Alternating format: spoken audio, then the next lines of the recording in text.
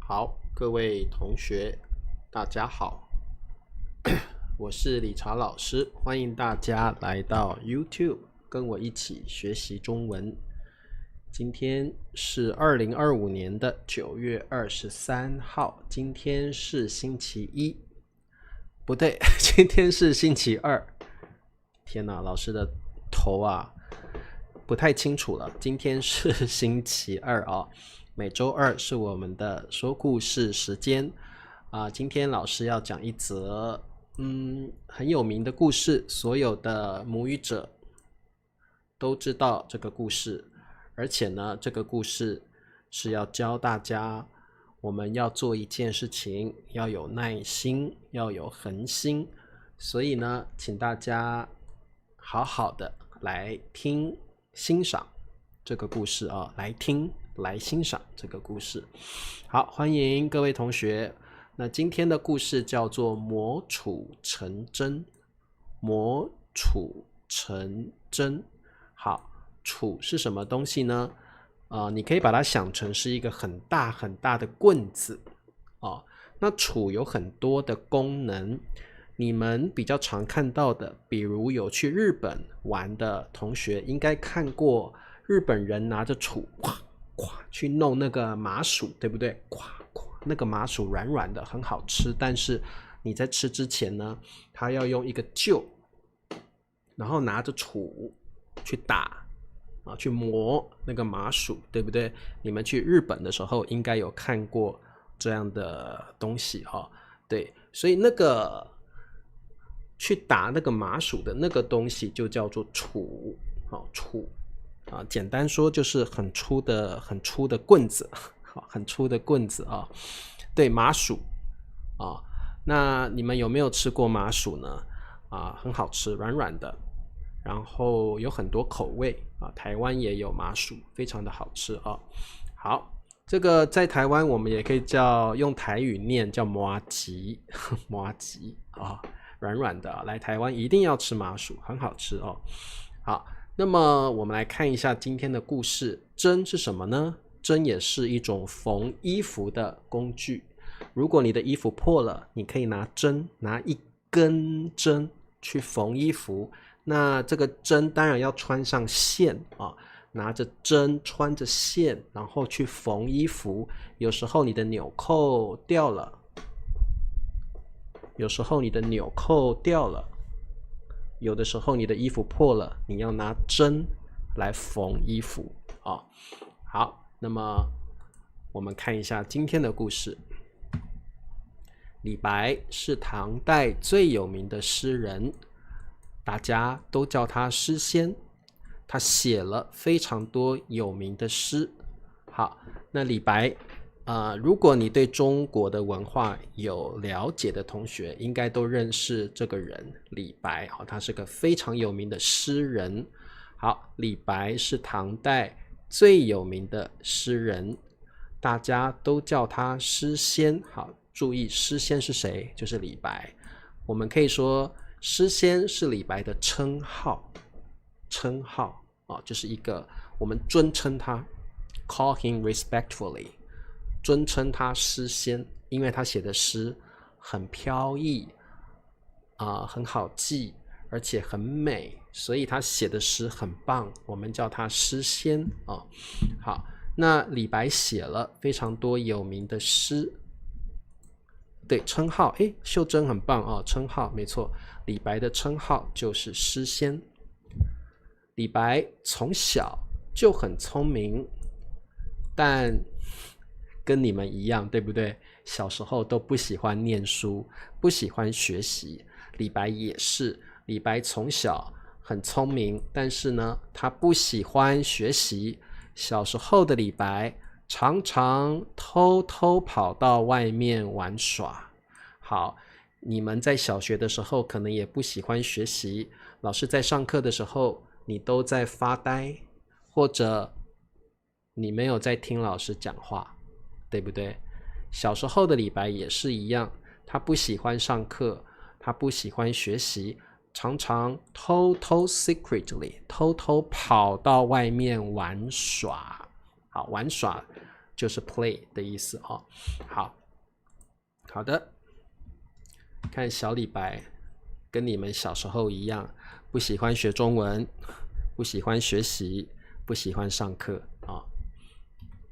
有一天，李白又跑出去玩耍了。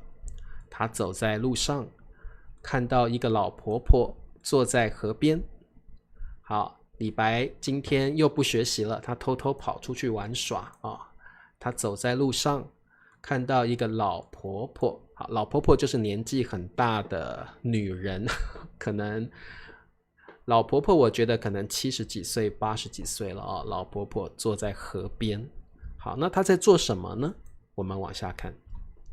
老婆婆手上拿着，这个是这，拿着一根很粗的铁杵，正在石头上磨来磨去。好，老婆婆在做什么呢？她坐在河边，她的手里拿着一根很粗的，我们说这个人可能手臂很粗，对不对？脖子，有的人脖子 neck 脖子很粗，对不对？那老婆婆手上拿的是一根铁杵，这个铁杵很粗哦。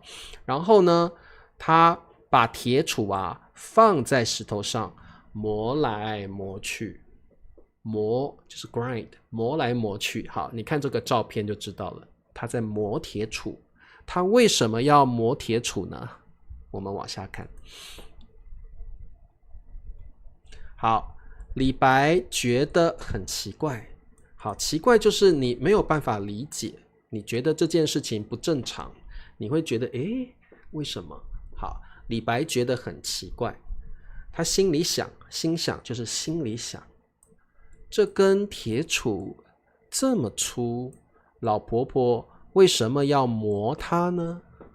这么粗的铁杵，老婆婆为什么要磨它呢？她要做什么？老婆婆有什么目的呢？好，所以小时候李白看到这个状况，他觉得好奇怪哦，好奇怪哦。好，那么李白走上前去，好，他走上前去，走到老婆婆身边，走上前去，问老婆婆：“老奶奶，你在做什么呀？”好，这个他很有礼貌，李白很有礼貌，用您。老奶奶，您在做什么呀？好 ，OK。好，我们往下看。老婆婆抬起头说：“孩子，我要把铁杵磨成一根细针，用来缝衣服呀。”哇，怎么可能？你们一定跟李白一样觉得很奇怪。老婆婆她抬起头跟小李白说：“孩子，我要把铁杵，这么粗的铁杵磨成一根细针。”什么叫细针？很细很细的，很细。我们都知道针很细，对不对？小小的一根，那这么粗的铁杵怎么磨成一根细针呢？不可能吧，对不对？不过老婆婆是这样说的。然后她要把这个细针拿来缝衣服，拿来缝衣服。好，缝这个字一定要会。如果你的衣服破了，你要把它缝起来。如果你衣服的纽扣掉了，你也要把它缝上去，对不对？好。李白听了很惊讶。我们也觉得很惊讶，对不对？这么粗的铁杵怎么磨成一根细针呢？不可能的事情啊！李白说：“老奶奶，这根铁杵这么粗，怎么可能磨成细针呢？”好，那这个小李白觉得不可能吧？这个要磨多久才可以磨成那么细的针呢？好 ，OK， 好，这里呢。特别注意怎么可能 ？How could it be possible？ 好，这个我们中文在口语中很常用。怎么可能 ？How could that be possible？ 怎么可能你觉得一件事情不可能发生，你就可以说怎么可能？好 OK， 好，比如说理查老师一个月赚30万美元，怎么可能？你不相信，你就可以用这个表达，怎么可能 ？How could it be possible？ 好，老奶奶说，只要每天坚持，铁杵就会慢慢变细，总有一天它就会变成一根细针。好，那么老婆婆说啊，只要 as long as 只要每天坚持，什么叫坚持呢？就是你不放弃啊，你一直做一件事情，你不放弃，叫做坚持 persist。好，各位同学，像你们学中文也要每天坚持。好，坚持就是不会半途而废，你会每天的做下去。好，坚持不放弃。铁杵就会越磨越细，对不对？越磨越细，铁杵就会慢慢变细，慢慢变细。总有一天，好，这个表达也非常好 ，Someday，OK，one day， 总有一天 ，there will be a day， 好，总有一天 ，OK，there will be a day， 好，铁杵就会变成一根细针了。好，你们觉得老婆婆说的有没有道理？有道理。其实我们常常觉得不可能的事情，通常是因为你不坚持。你可能觉得一开始你每天很努力的做，但是后来你觉得无聊了，你觉得没有兴趣了，所以做到一半你放弃了。中文说半途而废，对不对？所以很多事情我们觉得不可能，其实是因为我们没有坚持下去，我们最后放弃了。但是当然这个故事是告诉我们，我们要努力，我们要坚持，再不可能的事情也总会做到。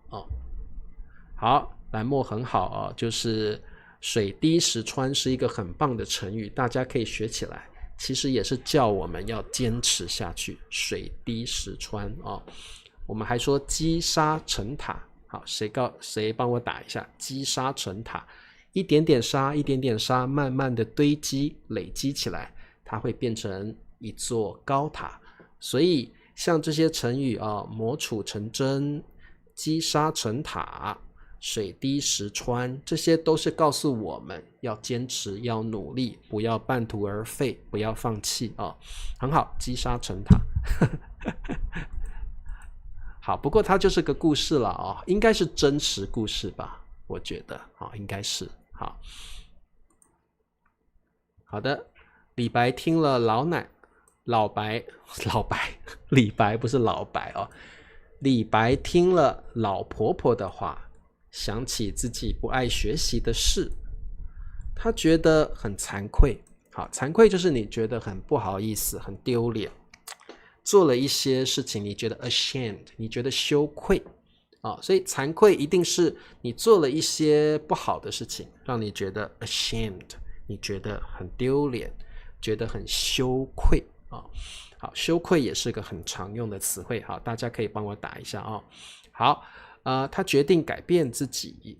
好，决定 decide to change himself， 他决定改变自己。好，慧君说只要功夫深，铁杵磨成针。这个真的在中文里面是非常常用的一个俗语或俚语所以如果你要鼓励别人要坚持，不要放弃，不要半途而废，你就可以用这句话，只要功夫深，铁杵磨成针好，羞愧很棒好，那么我们都知道小时候的李白不爱学习，常常逃学。那他听了老婆婆的话之后，他觉得自己不爱学习不行，他应该要努力学习才是，他应该要坚持才是。好，所以呢，小时候的李白决定改变自己。好，Tracy 我们会说皇天不负苦心人皇天不负苦心人。愚公移山也是强调我们要坚持我们要努力下去好，大陆会怎么说呀？大陆难道是说不是天上不负有心人吧？是皇天不负有心人吧？好，我看一下，天上不负苦心人。在台湾我们是说皇天不负苦心人啊，皇天不负苦心人啊，台湾是这样说的啊。好的，那么我们往下看啊。好，从那天起，李白开始认真学习，经过很多年的努力，他变成了一个有名的诗人。好，所以这个我们中文可以说李白被老奶奶启发了，李白被老婆婆启发，就是 be inspired 启发了。小时候的李白看了老奶奶的故事，听了老奶奶的话，他被启发了啊 ，being inspired 启发很好啊，所以小时候李白被老婆婆启发了。好，所以他开始努力学习，努力读书，然后呢，经过很多年的努力，他变成了一个有名的诗人啊。好，我们往下看，这个故事又叫做铁杵磨成针。它的寓意，好，这个寓意呢就是 moral lesson 寓意这个词汇我们学过了哦。它的寓意就是人只要坚持就能实现梦想。当然这个是一个理想的状态了哦。有时候你努力了未必能够达到你的目标，但是至少你努力了，至少你没有放弃。我们常常会说人只要坚持就能够实现梦想，我觉得倒未必，因为有时候你真的努力了，但是可能因为方法不对，或因为时运不济，你的梦想最后没有实现。但是我觉得至少你努力了，你的人生经过了这个过程，你成长了，我觉得这个更重要啊。你可能很努力尽力了，好，但是最后你没有达到目标，但是至少你经过了这个过程，你成长了，这个是最重要的事情。好，那么在台湾呢，对，我们不用太在意结果，因为结果可能是不好的，我们要重视过程，在这个过程中你有没有成长，你有没有获得一些启发啊？好，在台湾我们还有一个说法叫做铁杵磨成绣花针，我们会加上一个绣花针啊。那什么叫绣花针呢？绣花针哦，绣花针就是缝衣服的针啊，绣花针就是缝衣服的针，所以除了你可以说磨杵成针，铁杵磨成针，还可以说铁杵磨成绣花针。其实绣花针就是缝衣服的针啊，绣花针，这些都是在讲同一个故事啊，都是在讲这同一个故事啊，有很多种标题啊，这个故事有很多种不同的说法。铁杵磨成绣花针，铁杵磨成针，磨杵成针。好，还有像刚刚有同学说只要功夫深，铁杵磨成针啊，这个有非常多的标题跟说法啊。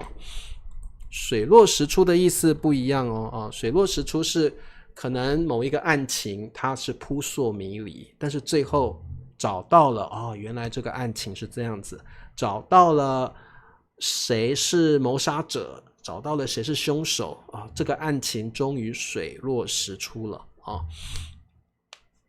好 ，OK， 我们的故事说完了，那么我们来看一下今天的3个问题。问题1，李白在哪里发现了老婆婆？好，很简单的题目，你们还记得吗？李白在哪里发现了老婆婆？答对了，在河边。李白，小时候的李白走在路上，他在河边发现了老婆婆。对，河边，答案就是河边艾云说，做任何事情我们一定要努力，面对困难的时候一定要坚持，包括学中文，非常好。对，李白在河边发现了老婆婆。问题2，老婆婆在石头上磨什么这题也好简单，对不对？但是那个字你们会念吗？要练习哦。那个东西叫什么？好，老婆婆在石头 stone 石头上磨什么？她在磨什么？磨就是这个动作，磨。答对了，铁杵。这题的答案很简单，就是铁杵。乔马说新的衬衫那么帅 ，Thank you， 谢谢乔马，你也很帅哦。答对了，铁杵。老婆婆在石头上磨铁杵，为什么？因为老婆婆想把铁杵磨成绣花针，缝衣服的针，细针其实我觉得这个事情真的不太可能，对不对？没有必要。但是古时候可能真的是这样子把针磨出来的吧，我不是很确定啦我不是很确定。好，不是铁杆是铁杵铁杵。好，问题3，听完老婆婆的话，李白有什么感觉？李白有什么感觉？他觉得，哎呀，我怎么这么不爱学习啊？我怎么偷偷跑出去玩耍呀？他觉得怎么样？所以他之后开始改变自己，对不对？小时候的李白听了老奶奶的话，他决定开始改变自己。那李白有什么感觉？听完老婆婆的话之后，他有什么感觉？答对了，很惭愧。好，这个就是老师希望你把它记起来的词汇 ，ashamed， 惭愧。另外一个同义词叫羞愧，羞愧。李白觉得很羞愧，李白觉得很惭愧，为什么？因为他小时候不爱学习，常常偷偷跑出去玩耍，对不对？所以李白听了老奶奶的话，觉得很羞愧，觉得很惭愧好 ，OK， 所以老师希望你学会这个词汇，羞愧、惭愧好 ，OK， 那我们来看一下今天的重要词汇。每个词汇我念3遍，请大家去找相对应的图片或照片。诗人，诗人，诗人，真，真，真。好，这个我们叫它真，对不对？那这个部分叫针孔。好，谁帮我打一下？针孔是可以穿线进去的，对不对？我们把线呢从这个针孔穿出来，针孔这个地方有个洞，这个洞中文叫针孔针孔。那现在我们有那种很小很小的摄影机，在大陆应该叫摄像头，有个那种很小的那种 mini cam， 这个中文叫针孔，台湾啦叫针孔摄影机，小小的那种 mini cam 这个台湾叫针孔摄影机可以偷拍的，偷拍用的好，缝，缝，缝。好，我们可以拿针缝破掉的衣服，或者你的纽扣掉了，你可以把纽扣缝起来缝起来。对，针孔答对了，很好。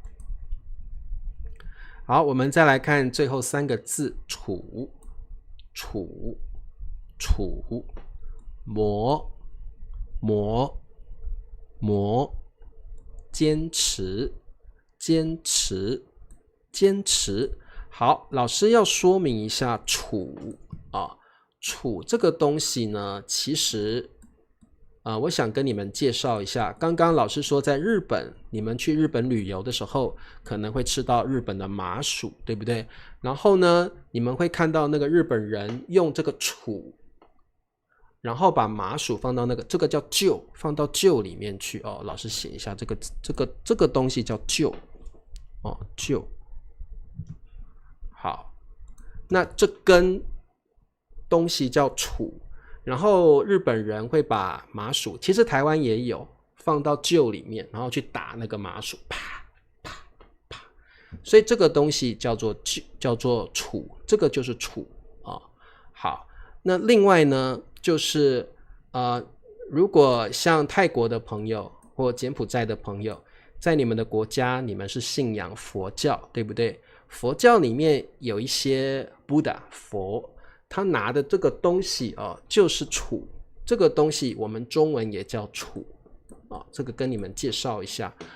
这个中文当然这些 Buddha 拿的这个我们中文叫法器他们拿的法器，有一些 Buddha 他拿的法器，有一些佛他拿的法器就是杵所以这个东西像这个图里面这个东西也是杵这个也是杵所以杵可能代表的不同的物品，那其实都是同一个字都是同一个字我们可以用臼蒜头臼是一个东西它不是动词，它是东西它是东西它是个物品一个物品。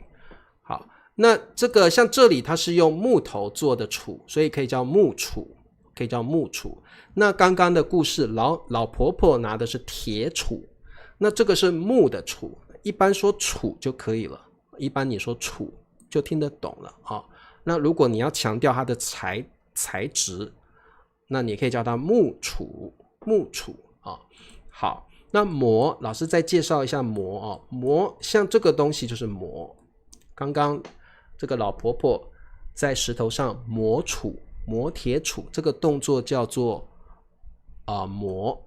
那其实还有一个动作呢，就是有时候你的刀钝了，好，谁帮我打一下？你的刀钝了，不利了，不锋利了，你会在磨石刀上面磨刀，这个东西叫磨石刀。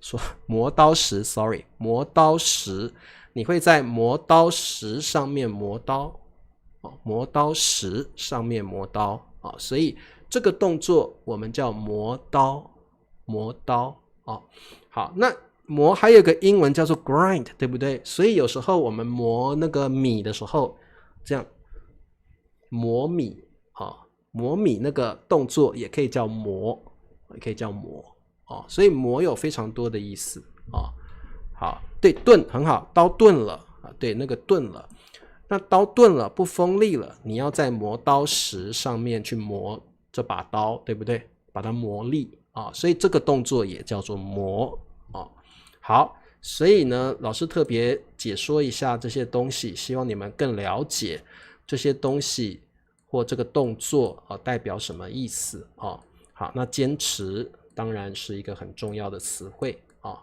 好，那今天的课就到这儿，希望你们喜欢今天的故事，也学到很多词汇。那么我们星期四见咯，大家早一点休息，晚安，拜拜。